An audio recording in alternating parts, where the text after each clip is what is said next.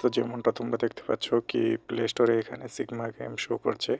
তো এটা তারপর দেখতে পাচ্ছ আরও সিগমা গেম প্লে স্টোরে দেখতে পাচ্ছ তোমরা, যেটা নিয়ে অনেক লোক ভিডিও বানাচ্ছে কি এই গেমটা ডাউনলোড করো, এটা সিগমা গেম। তো আমি তোমাদেরকে বলতে চাই কি এই যতগুলো গেম তোমরা প্লে স্টোরে দেখতে পাচ্ছ সবই ফেক। তো যেরকম এখানে তোমরা দেখতে পাচ্ছ, এখানে তোমরা রিভিউ দেখো, রিভিউর অপশন বন্ধ করে রেখেছে কারণ এটা ফেক।